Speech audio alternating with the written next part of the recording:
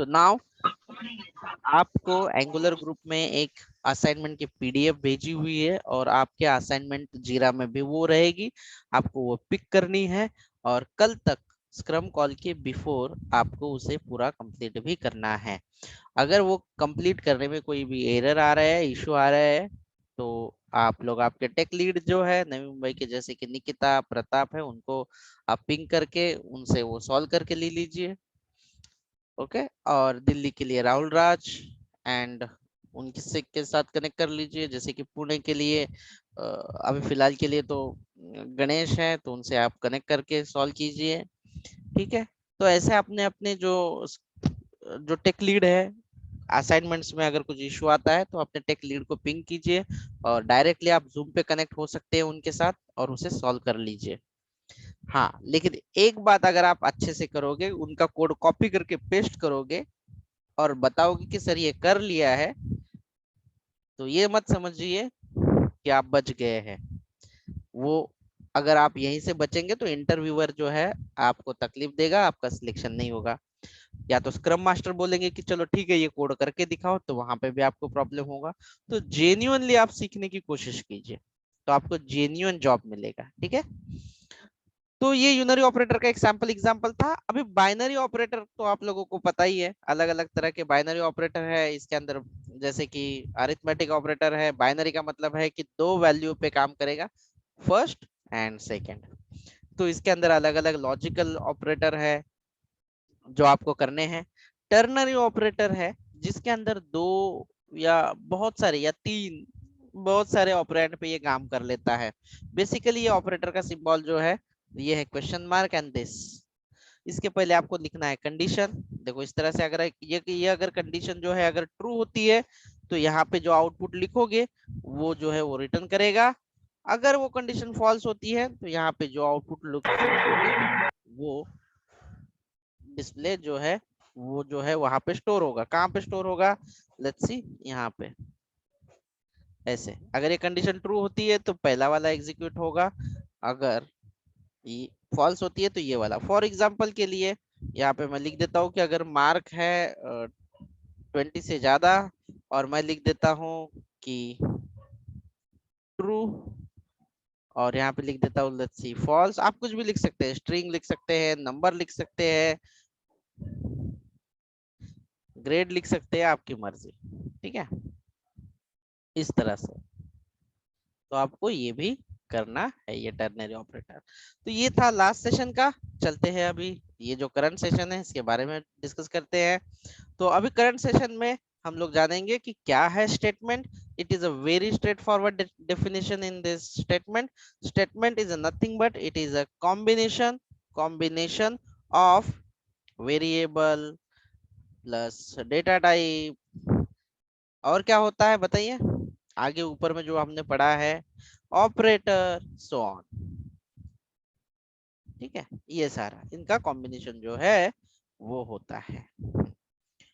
और ऑपरेटर में आप लोगों को जहां पे आपने वेरिएबल पढ़ा है, मैं और एक चीज हम लोग देखना है, हमें कंसंट्रेट करना है। वेरिएबल भी हमने डिस्कस कर लिया है लास्ट टू लास्ट सेशन में, और ऑपरेटर भी हमने फिनिश कर लिया है। इसके दो जो क्वेश्चन है वेरिएबल में, दो बहुत ही इंपॉर्टेंट क्वेश्चन है जो आपको इंटरव्यूअर पूछेंगे, और ये क्वेश्चन आपको आंसर जो है आपको ढूंढने हैं और लिखने हैं। Difference between var, let and const. इसका डिफरेंस ऑपरेटर में ज्यादा आपको ये पूछा जाएगा, difference between between equal equal and triple equal. तो ये क्वेश्चंस होंगे, इंटरव्यूअर पूछते हैं। एज मैं भी अगर इंटरव्यूअर हूँ तो ये भी पूछेंगे, मैं ही पूछता हूँ, किसी और की क्या बात है। ठीक है, ये पता होना जरूरी है। अभी चलते हैं स्टेटमेंट पे। तो स्टेटमेंट में तीन तरह के स्टेटमेंट आपको मोस्टली दिखाई देते हैं। पहला जो स्टेटमेंट होता है वो होता है डिक्लेरेशन। आपके प्रोग्राम के अंदर डिक्लेरेशन डिक्लेरेशन दूसरा होता है अरिथमेटिक, और तीसरा होता है कंडीशनल, या जिसे आप लॉजिकल कह सकते हैं। और logical you can say. Declaration statement क्या होता है कि हम लोग हमारे प्रोग्राम में कोई फंक्शन डिक्लेयर कर लेते हैं, कोई वेरिएबल डिक्लेयर कर लेते हैं, या कोई क्लास, ऑब्जेक्ट, एरे, यानी जो कुछ भी हम लोग डिक्लेयर करते हैं तो उसे हम लोग कंसीडर करते हैं डिक्लेरेशन। अभी देखिए डिक्लेरेशन, किसी वेरिएबल का डिक्लेरेशन कैसे किया जाता है, तो वेरिएबल का डिक्लेरेशन इस तरह से किया जाता है, where num कोलन एंड उसका data type, this is a declaration only. हाँ, आपने क्या किया, एक वेरिएबल लिया, क्या वेरिएबल लिया आप लोगों ने यहाँ पे, क्या नाम का वेरिएबल है, नाम। So this is called only declaration, ठीक है, डिक्लेरेशन।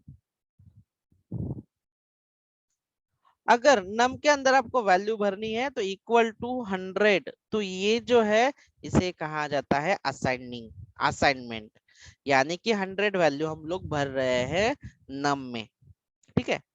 अभी अगर आपने नम नाम का एक वेरिएबल इस्तेमाल किया है, ऊपर डिक्लेयर किया है, तो आप वापस से वही नाम का वेरिएबल डिक्लेयर नहीं कर सकते। तो इसमें से डिक्लेरेशन कौन सा है, ये वाला डिक्लेरेशन है। और हमने क्या कहा कि यहाँ पे मैंने नम में वैल्यू भर दी गई है 100, तो ये असाइनमेंट है। चलो, कोई कोई बेसिक मिस्टेक होती है फर्स्ट टाइम प्रोग्रामर जब लर्निंग फेज में, क्या करते हैं हम लोग कि where के यहाँ पे हम लोग डिक्लेयर करते हैं नम के इक्वल टू नंबर, ठीक है, ये डेटा टाइप है।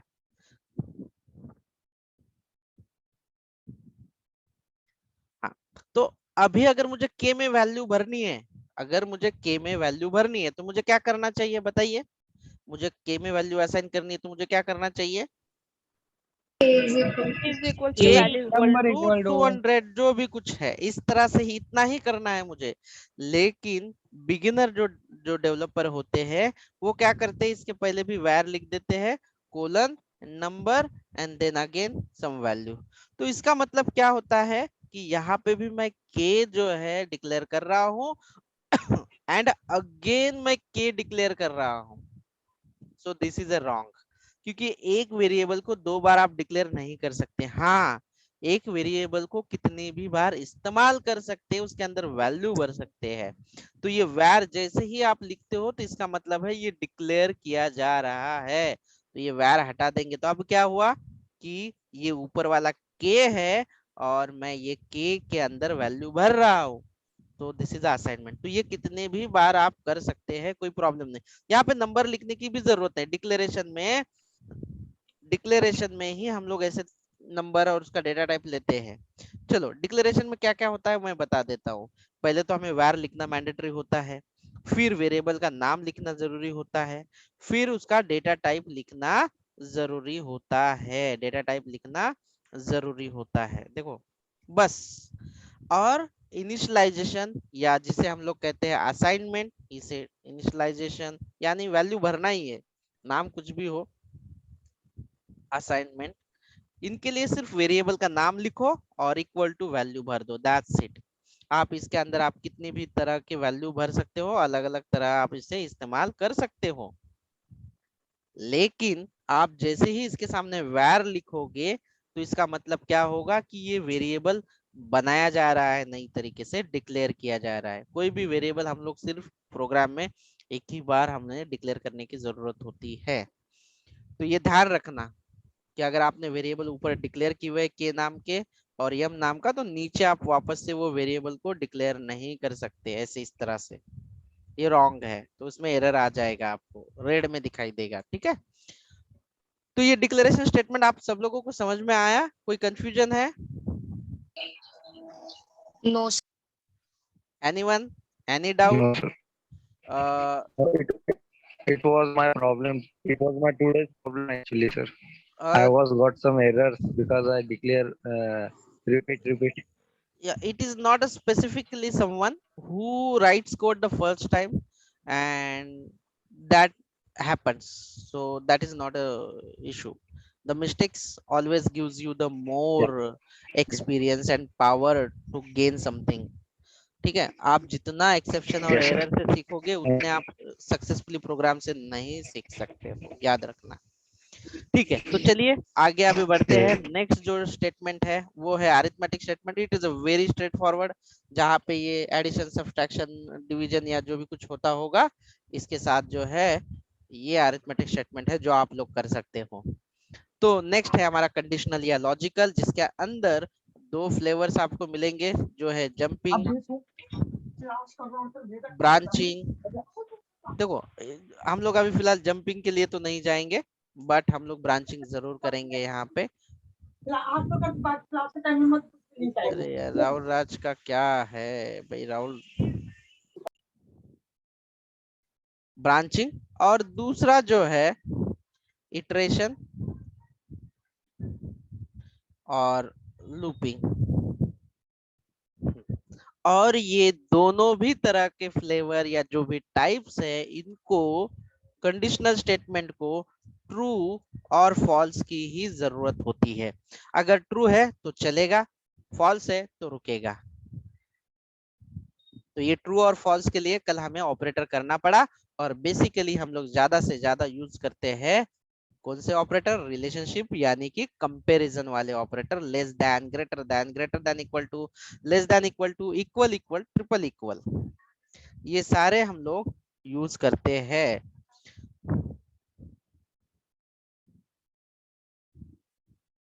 ठीक है, तो इसके अंदर हम लोग अभी जो हम लोग डिस्कस करने वाले हैं ब्रांचिंग में, वो है if else if late,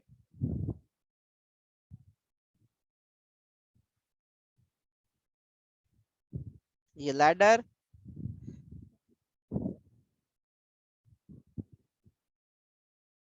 switch case, ये बहुत सिंपल है, अच्छे से समझ लीजिए, कोई टेंशन नहीं रहेगा, क्योंकि यही इस्तेमाल करके हमें ज्यादा से ज्यादा एप्लीकेशन में इस्तेमाल करना होता है। तो अभी हम लोग डिस्कस करते हैं सबसे पहले इफ वाला। मैं विजुअल स्टूडियो कोड जो है इसे इस्तेमाल कर लेता हूँ, विजुअल स्टूडियो कोड, और ओपन कर देता हूँ। क्या आपको मेरी स्क्रीन दिखाई दे रही है सबको? Yes.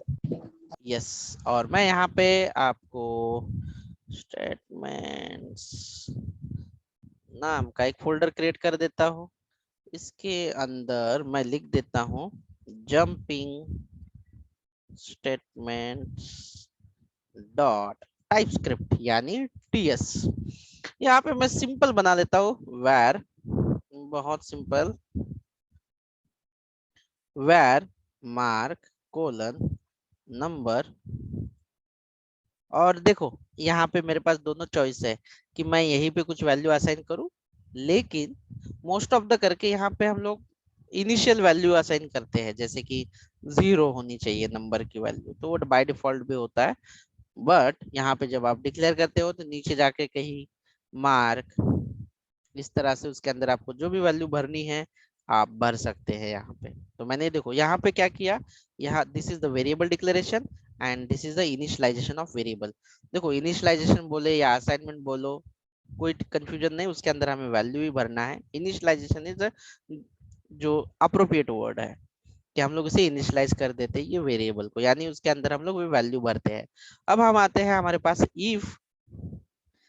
इफ को इस तरह से लिखा जाता है। ये जो देखो, और मैं आपको एक बार वापस से बोल देता हूँ कि ये जो छोटे पैरा, इसे ये जो ब्रैकेट ओपन क्लोज है, ये इसे आप लोग क्या बोलते हो? फटाफट बताओ मुझे, इसे क्या बोलते हो? Parenthesis. parenthesis opening closing. अरे और कोई जो दूसरे वाले बोलो, आपने जावा की बैच की है तो वो नहीं, और दूसरे बोलो इसे क्या बोलते हैं आप लोग? अनदर, आदिति, नम्रता, श्रीकांत, इसे क्या बोलते हैं आप लोग? So bracket. normal opening and closing bracket. Okay, तो इसे पैरेंथेसिस ही बोलना है, आप इसे पैरेंथेसिस ही बोलोगे, ये पैरेंथेसिस आप लिखते हो। और इसे क्या बोलते हैं आप? Curly bracket. तो ये जो है, अगर मैं कोई इसे मैं पैरेंथेसिस कहूंगा तो कंफ्यूज मत होना, मैंने इसलिए दिया कि टाइपो हो सकता है इसमें, आप थोड़ा दुरुस्त कर लेना उसे। ये कर्ली ब्रैकेट है जो आप लोग कहते हो, इसे कहा जाता है ब्रेसेस। ठीक है, तो अगर मैं कहीं पे कहूंगा पैरेंथेसिस तो आप समझ जाना, ठीक है। If and parenthesis and braces, तो यहाँ पे हमें कंडीशन देनी होती है, ठीक है। अभी आप बोलोगे कि सर कंडीशन देगी तो क्या होगा, तो मार्क, अगर मैं यहाँ पे लिखता हूँ मार्क ग्रेटर देन 40, तो ये जो है यहाँ पे मैं लिख देता हूँ रिजल्ट मान लो,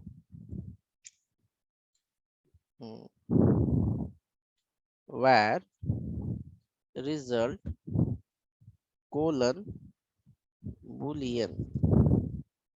तो आप लोग मुझे बताइए ये मार्क जो है ये क्या स्टोर करेगा रिजल्ट के अंदर, बताइए।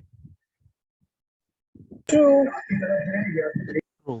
और मैं यहाँ पे लिखता हूँ रिजल्ट, रिजल्ट अगर ये इफ को, ये इफ में अगर ट्रू है तो ये इसके अंदर आएगा,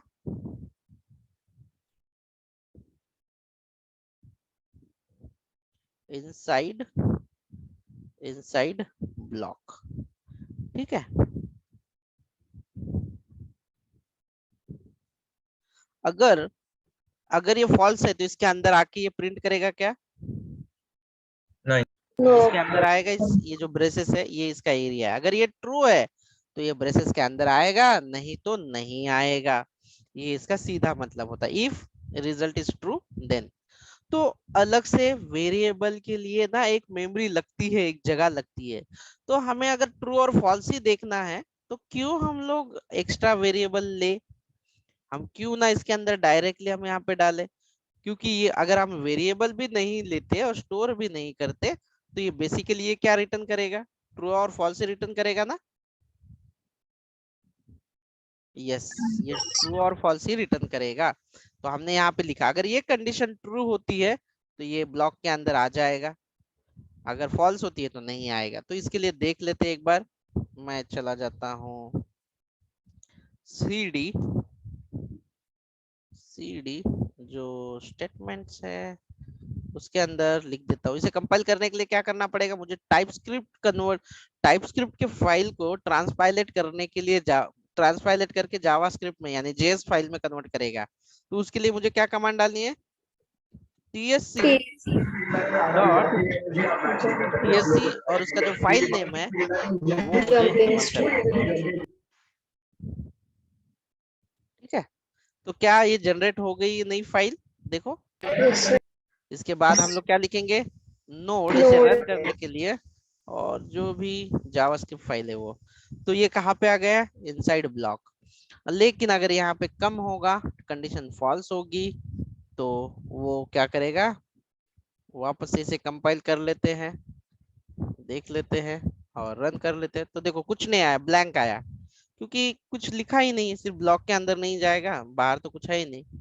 हाँ, अगर ये कंडीशन ट्रू होती है तो ये वाले ब्लॉक के अंदर आएगा, अगर फॉल्स होती है तो दूसरा वाला हमारा है एल्स ब्लॉक। हम लोग लिखते हैं कि अगर कंडीशन ट्रू है तो इस ब्लॉक के अंदर आए, नहीं तो ये वाले ब्लॉक के अंदर जाएगा। तो यहाँ पे हम लोग लिखते हैं पास, यू आर पास, अगर 40 से ज्यादा है तो पास लिखेंगे, एल्स अगर ये कंडीशन फॉल्स होती है तो एल्स वाले ब्लॉक में आ जाएगा। तो यहाँ पे हम लोग लिखते हैं console.log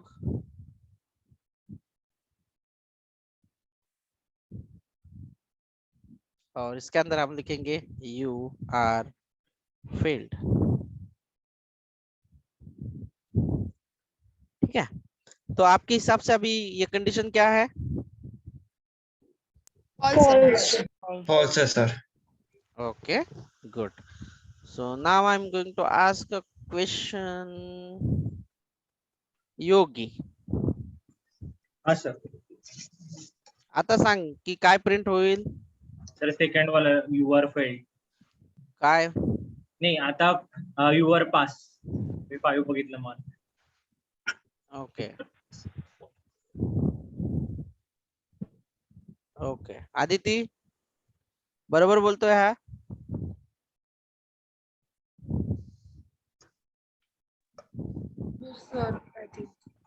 ओके गुड। चलो यू आर पास तो झाला हा। तर काय तुम्हाला हे क्लिअर आहे, इफ आणि एल्स कंडिशन कशी वापरली जाते, this is the simple things. तर हा झाला पहिला पार्ट. मी हा इथे याला कमेंटेड करतो. कमेंटेड म्हणजे हा कोड एक्झिक्यूट होणार नाही, कंपायलर याला रन नाही करणार. तर पहिली कमेंट कसं करायचं, सिलेक्ट करायचं. मी सिंगल कमेंट करतो. हा बघा, कंट्रोल दाबून ना क्वेश्चन मार्कचा जो स्लॅश असतो, क्वेश्चन मार्क ज्या कीबोर्ड वर असेल तो स्लॅश जो दाबला ना, तर हा सिंगल लाईन कमेंट म्हणतात त्याला. आणि परत याला अनकमेंटेड करण्यासाठी परत तोच दाबला की होऊन जातो. हा कळाला. तर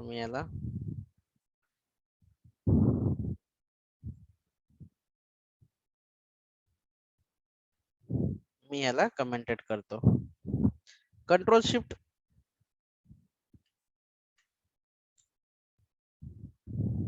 मल्टीलाईन नाही होत आहे, ठीक आहे, जाऊ दे. आपण सिंगल लाईन कमेंट जो आहे तो कोड मी इथेच करून घेतो असा सिंपल. आता नेक्स्ट आपण काय बघणार आहोत, काय दिलेलं आहे इथे, इफ झालं, इफ फेल झालं. आता नेक्स्ट काय आहे, हा मल्टिपल कंडिशन. एकापेक्षा जास्त जर कंडिशन आपल्याला यूज करायच्या असतील, त्या सॅटिस्फाईड करायच्या असतील, जर जास्त कंडिशन असतील त्या चेक करायच्या असतील आपल्याला, तर कसं यूज करणार आपण ते, तर सिंपल आहे. मल्टिपल कंडिशन साठी फॉर एक्झाम्पल मी इथे तुम्हाला दाखवतो. इथे मी आता मल्टीलाईन कमेंट लिहितो असे स्टार स्लॅश. हे जो आहे हा मल्टीलाईन कमेंट आहे, ठीक आहे. हा वाला जो आहे मल्टीलाईन कमेंट, याच्यामध्ये मी लिहितो की जर का मार्क्स जर का 90 पेक्षा जास्त असतील तर कोणती ग्रेड होईल, दाखवायला पाहिजेत पास विथ ए ग्रेड.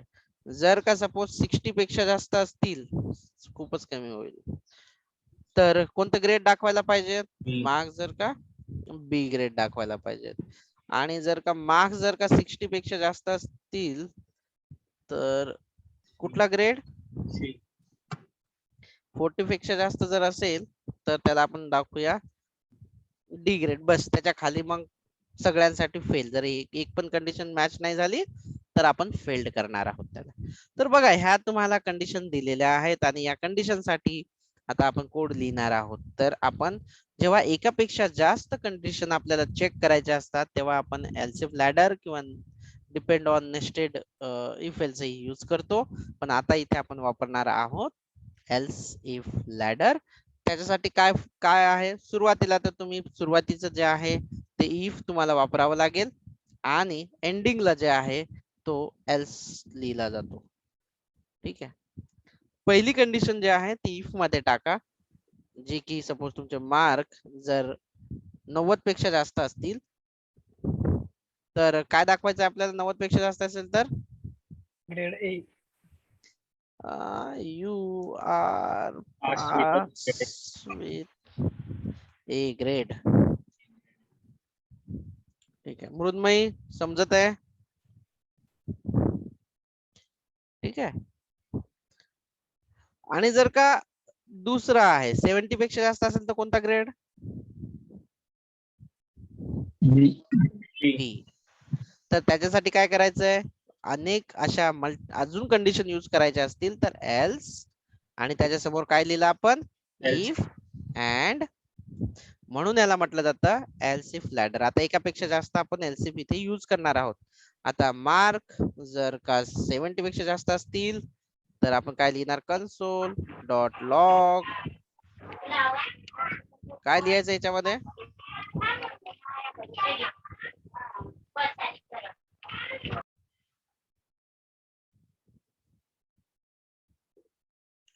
काय लिहायचं सांगा, passed with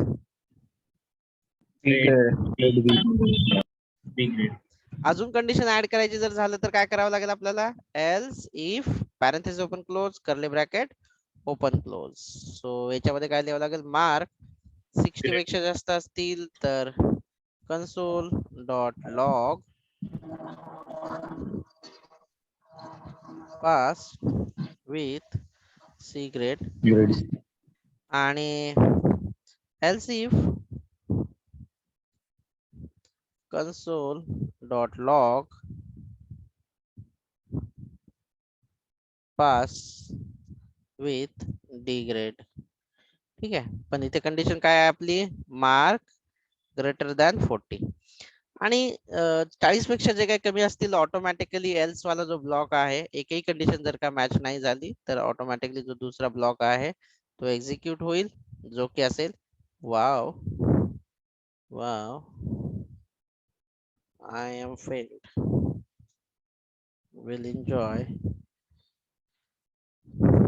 one more, yes,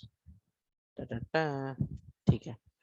सो अशा पद्धतीने तुम्ही काय केलेलं आहेत, मल्टिपल कंडिशन्स यूज केलेल्या आहेत आणि कितीही कंडिशन तुम्ही यूज करू शकता. मी इथे याला लिहितो TSC,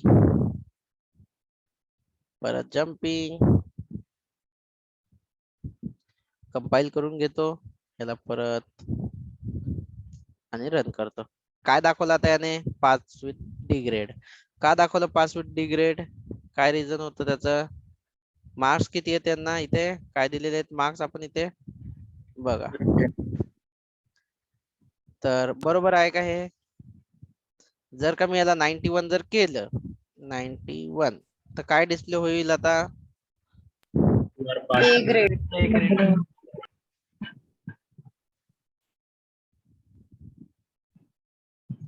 आता काय डिस्प्ले व्हायला पाहिजे,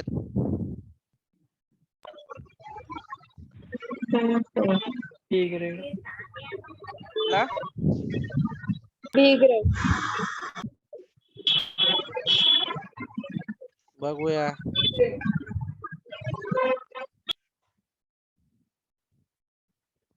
ठीक आहे, तर आता आपण डिस्कस केलेलं आहे एलसिफ लॅडर आणि आता आपण पाहत आहोत ब्रांचिंग मधला शेवटचा जो आहे स्विच केस. बघा, हा पण मल्टिपल कंडिशन साठी वापरला जातो आणि हा पण मल्टिपल कंडिशन साठी वापरला जातो.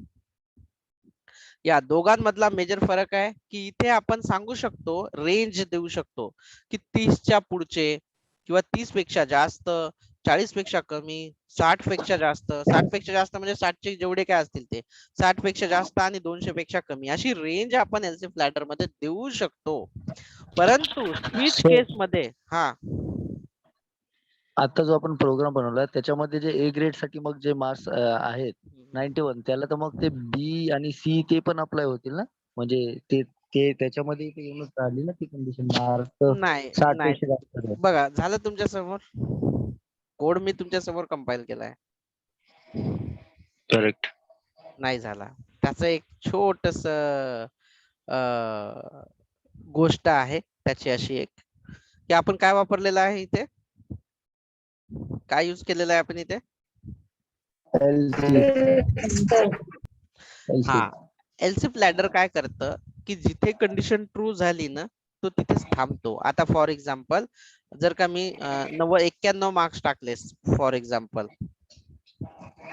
91 टाकले, तर ही कंडिशन ट्रू झाली तुमची, येस सर. तो खाली येत नाही, तो चेक करत बसत नाही बाकीच्या कंडिशन.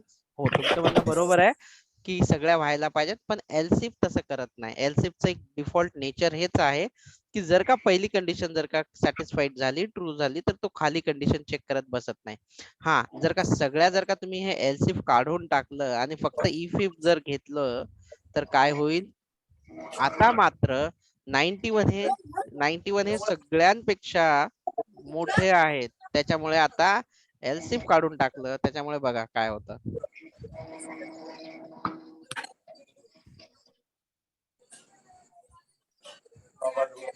काय झालं, सगळ्याच ग्रेड मध्ये पास झालाय. हा, सगळ्याच ग्रेड मध्ये तो पास झालेला आहे. तर फरक हा आहे की एलसिफ जो आहे कंडिशन सॅटिस्फाईड झाली तर पुढचं तो कंडिशन साठी जात नाही.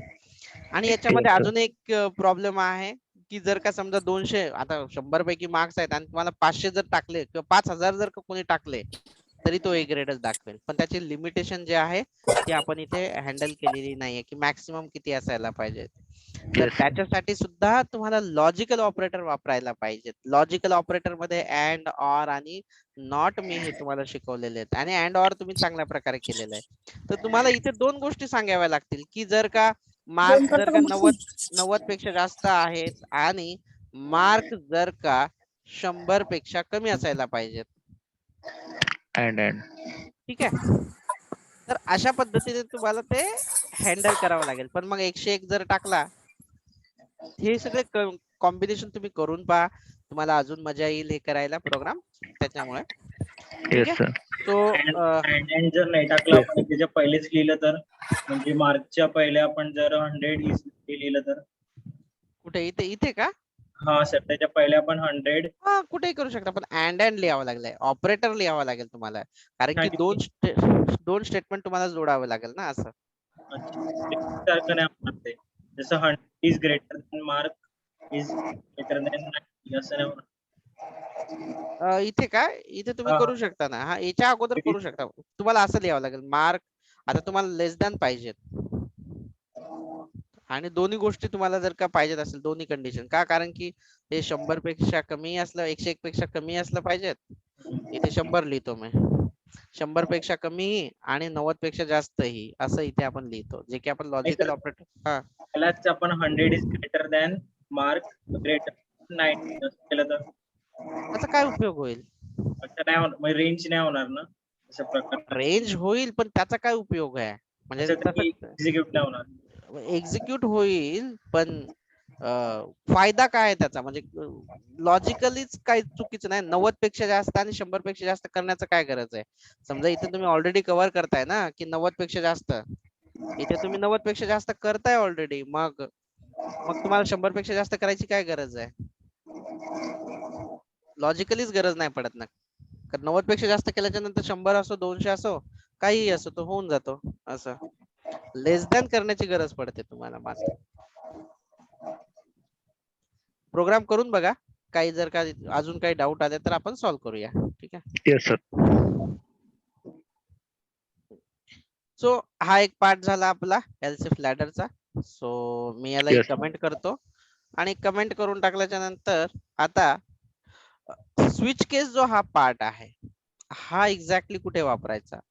स्विच केस जो हा पार्ट आहे, हा वापरावा लागतो तुम्हाला एक्झॅक्ट मॅच साठी, रेंज साठी नाही वापरत. फॉर एक्झाम्पल, जेव्हा तुम्ही कॉलर ट्यून वगैरे किंवा कस्टमर केअरला कॉल करता, मराठीसाठी एक दाबा, म्हणजे एक प्रेस केलं तर मराठी, हिंदीसाठी 2 दाबा, इंग्लिश साठी 3 दाबा. म्हणजे की तुम्हाला जेन्युइनली जर का ही व्हॅल्यू मिळाली तरच, ती इथे कुठेही ग्रेटर दॅन, लेस दॅन याचा उपयोग केला जाणार नहीं, सिंपली है। नहीं। ठीक है। पूजा यूजर के थ्रू लेने के लिए आपको HTML बनाना पड़ेगा और वैसे लेना पड़ेगा आपको, और आप इनपुट भी लिख सकते हैं, प्रॉम्प्ट भी लिख सकते हैं, फॉर्म से भी ले सकते हैं, जैसे जावास्क्रिप्ट में लिया है वैसे आप ले लो। सो ये भी कर लिया। तो अभी हमें इसे समझना है, इसका सिंटैक्स क्या है। बेसिकली इसका सिंटैक्स हम लोग लिखते हैं,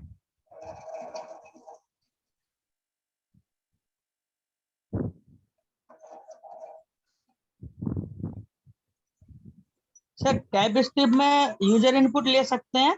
हाँ हाँ ले सकते हैं, आपको सर जैसा एक नहीं एक अभी करके दिखा हाँ देते ये हैं। करके दिखा देंगे, लेकिन अभी फिलहाल के लिए तो मुझे ये करने दीजिए। ठीक है, ओके सर। स्विच केस हम लोग कवर कर लेते हैं पहले। जैसे कि चॉइस अगर आपकी let's see var choice colon number, और नंबर के अंदर मैं वैल्यू डाल देता हूँ नंबर इक्वल टू 1, और हम लोग बोल देते हैं नंबर नहीं लेना चाहिए था, चॉइस ही लेना है। ठीक है, चॉइस वेरिएबल का नाम है, चॉइस ले लिया। अब इसका सिंटैक्स देखो कैसे है, आपको क्या लिखना है, स्विच लिखना है, parenthesis open close curly bracket, और इसके अंदर आपको ये जो चॉइस है ये आपको चॉइस इसके अंदर देनी होगी, तो आप चॉइस दे देंगे। अगर चॉइस के अंदर 1 है तो क्या होना चाहिए, तो आपको लिखना है कि अगर चॉइस के अंदर केस 1 है तो ये वाला ब्लॉक एग्जीक्यूट होगा, केस एंड ब्रेक वाला। अगर केस 2 है, अगर इसके अंदर 2 डाला हुआ है तो ये वाला एग्जीक्यूट होगा, केस 3 है तो ये वाला ब्लॉक जो है एग्जीक्यूट होगा। इस तरह से अगर कोई ब्लॉक अगर मैच नहीं होता है तो डिफॉल्ट में ये वाला जो है प्रिंट कर देगा। तो देखिए अगर 1 है तो जैसे कि हमने डिस्कस कर लिया है कि हम लोग ऐसे बताएंगे कि console.log, और इसके अंदर हम लोग लिखेंगे 1 फॉर मराठी, यानी यूजर को दिखाई देगा, 2 फॉर हिंदी के लिए 2, इंग्लिश की फॉर इंग्लिश 3, ऐसे, ठीक है। और यहाँ पे लिखते हैं console.log, क्या प्रिंट करना है यहाँ पे, you have selected language is Marathi, ऐसे। तो मराठी सिलेक्ट किया है 1 के लिए। अगर हम लोग दूसरा केस है तो दूसरे केस के लिए क्या है, हिंदी कर लेते हैं यहाँ पे, सही से लिखते हिंदी। हैं। तीसरा जो केस होगा तीसरे के लिए है इंग्लिश, एंड डिफॉल्ट के लिए अगर कुछ है ही नहीं, आपके पास चॉइस ही नहीं है, तो आप क्या लिखोगे, इनवैलिड चॉइस। तो ये हुआ आपका स्विच केस। इसे आप करोगे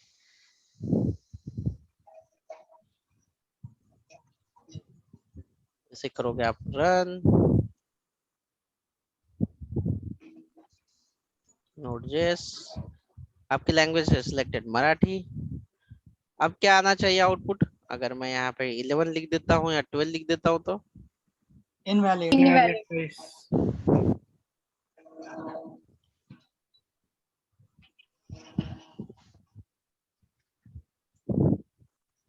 इनवैलिड चॉइस, यस, बिल्कुल सही बात है आपकी।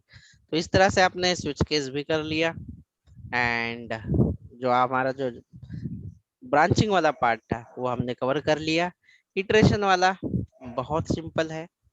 इटरेशन का मतलब है कि जब तक कंडीशन ट्रू है तब तक एक ही स्टेटमेंट को वो रिपीट करते जाएगा, यानी लूपिंग करते जाए। जैसे कि हमने बोला है कि चलो भाई 10 प्रिंट चाहिए, तो प्रिंटर क्या करेगा, कंटिन्यूअसली 10 प्रिंट देते रहेगा। जैसे ही वो कंडीशन खत्म हो गई 10 की, वो बंद हो जाएगा। तो लूप का भी वैसे है, इटरेशन का भी वैसे है कि जब तक कि कोई कंडीशन फॉल्स नहीं होती उसे कही गई, तब तक वो चलते ही रहेगा। तो कौन सा है सबसे पहले जो लूप है, वो लूप है फॉर लूप। इसके अंदर 3 चीजों का इस्तेमाल किया जाता है। पहला होता है शुरुआत, यानी जिसे कहा जाता है इनिशियलाइजेशन, यानी शुरुआत कहाँ से करनी है। दूसरा होता है कंडीशन, कहाँ पे आपको रोकना है, स्टॉप, या जिसे आप कंडीशन कह सकते हैं कि ये कब तक चलना चाहिए। और तीसरा होता है इंक्रीमेंट या डिक्रीमेंट, आपके अकॉर्डिंग उसे करेक्ट किया जाएगा। तो इसको प्रैक्टिकली अगर मैं इसे करेंगे हम लोग, तो यहाँ पे देखिए मैं यहाँ पे एक वेरिएबल डिक्लेयर कर लेता हूँ, जैसे कि var num कोलन नंबर, ये डिक्लेयर कर दिया। तो इसकी इनिशियलाइजेशन यानी शुरुआत हम लोग करेंगे 1 से, और बोला जाएगा कि नंबर की वैल्यू, नम की वैल्यू जब तक 10 ना हो, तब तक ये चलेगा। और हर बार ये इंक्रीमेंट करेगा, प्लस प्लस यानी क्या, हर बार 1 ऐड करेगा। अभी देखो यहाँ पे नम की वैल्यू 1 है, तो वो 1 प्रिंट करेगा। मैं यहाँ पे आपको दिखा देता हूँ लिख के, console.log num, ये प्रिंट करेगा शुरुआत में, num की वैल्यू 1 है, 1 प्रिंट करेगा, लेकिन कंडीशन अभी भी लेस देन 10 है क्योंकि इसकी वैल्यू 1 है। फिर उसके बाद ऐड किया जाएगा, और एक के अंदर एक ऐड करेंगे तो 2 होगा, प्रिंट करेगा, कंडीशन ट्रू है। उसके बाद 3 ऐड होगा, इसके अंदर 3 प्रिंट करेगा, तो 3 जो है, 3 क्या 10 से कम है, छोटे है, 3 की वैल्यू 3 जो है, 3 ये 10 से छोटे है क्या, 3 Yes. Is the less than 10। तो ये 10. ट्रू है, मतलब ट्रू है तो प्रिंट होगा 4 5 6 7 8 9 10, और 10 लेस देन, ये इक्वल टू भी दिया है, हाँ 10 नहीं, 10 से छोटे नहीं लेकिन 10 के बराबर है, तो प्रिंट होगा। इसकी वैल्यू अगेन 11 होगी। Now 11 less than equal to 10, no, 11 जो है ये छोटे भी नहीं है और ना ही बराबर है। तो ये क्या होगा, ये यहाँ से लूप जो है वो लूप खत्म हो जाएगा, चलेगा नहीं। मतलब ये कंडीशन के ऊपर है, जब तक ये ट्रू देगा तब तक ये लूप चलते जाएगा। हाँ, और एक बात, अगर मैंने यहाँ पे 10 कर दिया और यहाँ पे 5 कर दिया या 6 कर दिया, तो आप मुझे बताओ ये जो कंडीशन है ये ट्रू होगी या फॉल्स होगी, इतनी देख के बता False. देना। फॉल्स। ये लूप चलेगा ही नहीं। ठीक है। तो मैं देखो आपको यहाँ पे ये लूप जो है, लूप के लिए एक नई फाइल बना लेते हैं इसके अंदर, और जिसका नाम होगा loop.ts। के अंदर जो हमने अभी डिस्कस किया है var num कोलन नंबर, और यहाँ पे लिखते for, और ये for का जो बॉडी है ये लिखते बॉडी, करली ब्रैकेट ओपन क्लोज यानी बॉडी है। नम की वैल्यू हम लोग इनिशियलाइज करते हैं 1, नम को हम लोग रोकना चाहते हैं 3, और नम को हर बार ओपन किसके अंदर करेंगे ये। So console dot log and this num, I'm trying to dirty hack।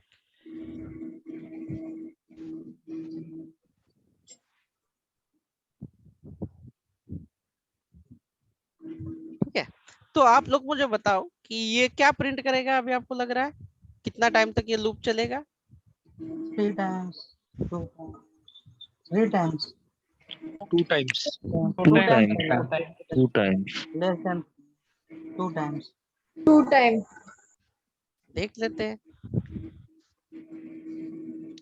अरे ऊपर वाला ही चला, रुको मैं थोड़ा सा उसे कमेंटेड नहीं किया था क्या, गलत जगह से मैंने We have इसको created new file. tsc और loop डॉट ts नोड और loop डॉट js।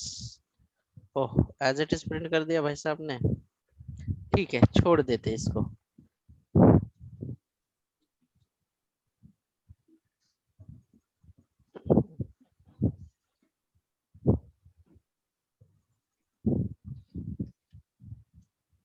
हाँ, आया अभी 1 2 बराबर से 2 तक क्यों आया 1, और यहाँ पे मैंने लेस देन डाला हुआ है, मतलब लेस देन 3 तो 2 है, अभी मैं इक्वल टू डालूंगा यानी बराबर, तो वो क्या करेगा ये देखो। 3 times print करेगा. 3 times। ठीक है, अगर मैं यहाँ पे 30 टाइम लिखूंगा तो 30 टाइम तक print करेगा. अब बताओ ये लूप कितनी बार चलेगा? 1 time only. 1 टाइम। 2 times 2 चलेगा। टाइम। 2 times. देखो अभी देख लेते हैं, कोई बात नहीं है, नो इशू। ठीक है, तो इस तरह से ये वर्क हो गया है। तो चलो यही सेम, और काम जो है ना अलग अलग लूप है लेकिन काम सेम ही है, रिपीटेशन।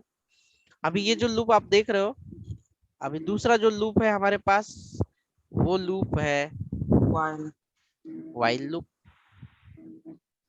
काम सेम है लेकिन थोड़ा सा उसका जो टेक्निक जो है ना काम करने का वो अलग है। ये बोलता है कि पहले आप इसे इनिशियलाइज यहीं पे कर लो। सर हाँ, आपण सगळीकडे टाइपस्क्रिप्ट मध्ये सगळीकडे कन्सोलच यूज करणार आहे का? ऑलमोस्ट डॉक्युमेंट डॉट राईट नाही यूज करू शकत ना? वेगळ्या पद्धतीने करावं लागेल, मी सांगेन ते तुम्हाला, ठीक आहे। Okay sir. कारण की आपण टाइपस्क्रिप्टला डायरेक्टली ब्राउझरवर एक्झिक्यूट नाही करू शकत ना, त्याला असं. जावास्क्रिप्ट मध्ये करून मग तुम्हाला करावं लागेल। बट डोंट वरी, मी तुम्हाला एंड ऑफ द सेशनला हे पण सांगून देऊया, ठीक आहे। Basically we have to learn Angular, but before the angular you have to strong in the javascript or typescript, both are, or the any language follows the same basic concept। आपको variable पता होना चाहिए, data type पता होना चाहिए, what are the statement, what are the function, class and object. So मैं आप लोगों को, आप बहुत लोगों ने कहा है कि we are little bit confuse in the JavaScript part, so that's why I am repeating this thing within a 1 or 2 days। ठीक है, ये वीक में पूरा टाइपस्क्रिप्ट खत्म हो जाएगा। So regularly we are going to the that flow, तो कोई प्रॉब्लम नहीं होगा आप लोगों को, ठीक है। सो जिन्होंने जावास्क्रिप्ट किया है उनको और भी थोड़ा सा मजेदार या सिंपल लग रहा होगा, करेक्ट? और जिन्होंने नहीं किया है तो वो, और जिन्होंने जावा किया है उनके लिए तो ये बहुत सिंपल है, बट उनके ऊपर है कि सिंपल मानना है, मानने के ऊपर है अब ये। बट जावा के लिए तो बहुत ही, Java is the one of the toughest language. जिन्होंने जावा किया है उनके लिए तो बहुत ही सिंपल है ये। ठीक है, अभी देखिए व्हाइल लूप कैसे लिखा जाता है। तो यहाँ पे आप इनिशियलाइजेशन लिख देते हैं पहले ही, और लिखते हैं व्हाइल। ठीक है, और यहाँ पे लिखेंगे कंडीशन। तो कंडीशन में वही लिख रहा हूँ, नम लेस देन इक्वल टू 10, और इसकी वैल्यू अगर आपकी 10 है तो क्या प्रिंट करेगा, तो ये तो आपको समझ में ही आएगा, कंसोल डॉट लॉग। ये कितने बार चलेगा, 1 टाइम। यस। ठीक है, तो ये हुआ आपका व्हाइल लूप, लेकिन ये इन्फिनाइट तक चलेगा। हाँ, ये इन्फिनाइट तक इसलिए चलेगा, ये वन टाइप चलेगा, लेकिन इसको रोकने के लिए आपको करना पड़ेगा यहाँ पे काम, जो है num प्लस प्लस नहीं किया था, तो ये आपको करना जरूरी है। देखो यहाँ पे इनिशियलाइजेशन, यहाँ पे कंडीशन, और यहाँ पे इंक्रीमेंट, तो ये दो चीजें जो है आपको करनी है। ठीक है, तो यही कोड मैं आप लोगों को इसमें करके दिखा देता हूँ क्विकली। तो इसे मैं कर देता हूँ, 2 लाइन का कोड है, इसे मैं कमेंटेड आउट कर देता हूँ, और यहाँ पे लिखता हूँ व्हाइल, और व्हाइल के अंदर सिंपल सा console dot log parenthesis open close, and num जो है लेस देन, मुझे 10 टाइम तक चाहिए, और नम की जो शुरुआत है मैं कर देता हूँ 1 से, और इसे कर देते हैं अभी हम लोग रिकम्पाइल, मतलब ट्रांसलेट कर देते हैं, ट्रांसपाइलेशन डन, एंड नाउ इसका एग्जीक्यूशन। तो ये इन्फिनाइट तक गया, देखो दोस्तों ये रुक ही नहीं रहा है। कुछ दिख रहा है आप लोगों को? नो। मैं इसे क्लोज कर देता हूँ, इसका रीजन है वो इन्फिनाइट तक एग्जीक्यूट होगा, क्योंकि हम लोगों ने यहाँ पे एक तो ये कंडीशन जो है यहाँ पे जो नम प्लस प्लस डालना था नहीं डाला, इसलिए वो इन्फिनाइट तक चला गया। अभी हम लोग लिखेंगे स्टेटमेंट्स TSC, और इसका जो भी नाम है फाइल का TS, कंसोल में नाम लिखना रहेगा। रुको एक बार इसको टर्मिनल कर देते हैं। ठीक है, नहीं उसका कुछ फर्क नहीं पड़ेगा, वो आउटपुट में नहीं दिखेगा, लेकिन इन्फिनाइट तक जाएगा वो। तो मैं यहाँ पे CMD ओपन कर देता हूँ, open the CMD CD statements, और इसके अंदर TSC, और रहेगा हमारा loop dot TS node loop dot JS। सो कितनी बार चला ये, 1 से लेकर 9 तक। अभी अगर मैं यहाँ पे इक्वल टू करूंगा तो कितनी बार चलेगा ये, 10 टाइम। बस ये चलेगा 10 टाइम तक, खत्म। वापस से कंपाइल करना पड़ेगा, चेंजेस जो होते हैं कंपाइल करने के बाद ही वो नए चेंजेस ले लेता है। ठीक है, तो ये कर दिया। तो देखो सिंपल सा ये व्हाइल लूप था। अभी आप लोग बोलोगे कि सर डू व्हाइल लूप कैसे है, तो आपके सामने भी डू व्हाइल लूप है। इसका तीनों में डिफरेंस क्या है ये मैं कल बताऊंगा। ठीक है, और एंडिंग में लिखा जाएगा व्हाइल, कंडीशन वैसे की वैसे, काम एक ही है इसका, और इसमें वही रहेगा कंसोल डॉट लॉग एंड नम।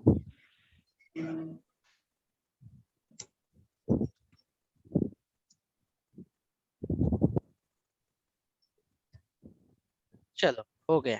क्या फर्क है, व्हाइल देखो शुरुआत में लिखा गया, और यहाँ पे व्हाइल जो है एंड में लिखा गया, बस यहाँ पे डू लिखा गया, तो इसे कहा जाता है do while loop.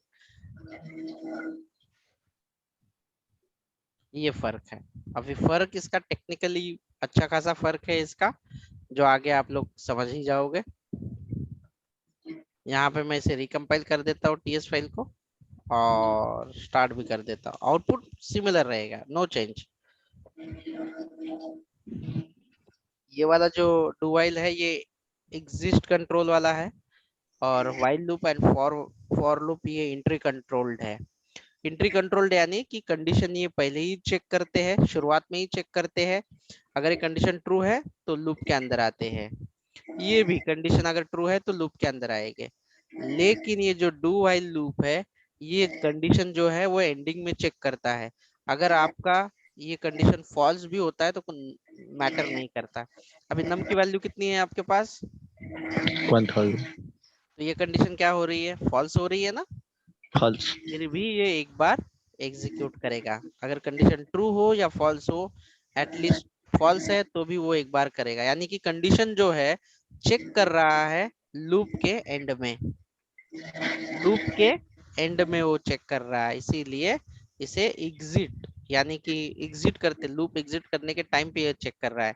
Exit control इसे कहा जाता है क्योंकि इसकी कंडीशन चेक की जाती है एग्जिट पे, लूप जब एग्जिट होता है तब। और ये दोनों जो लूप है ये इंट्री कंट्रोल्ड है, मतलब कि शुरुआत में ही वो चेक करते हैं, अगर ट्रू है तो अंदर आएंगे, नहीं तो नहीं आएंगे। ये इसके अंदर का टेक्निकल और एकमात्र डिफरेंस है। तो ये लूप हमारे खत्म हो चुके हैं और आज के लिए जो हमारा ट्रेनिंग पार्ट था that is also finish. Thank you.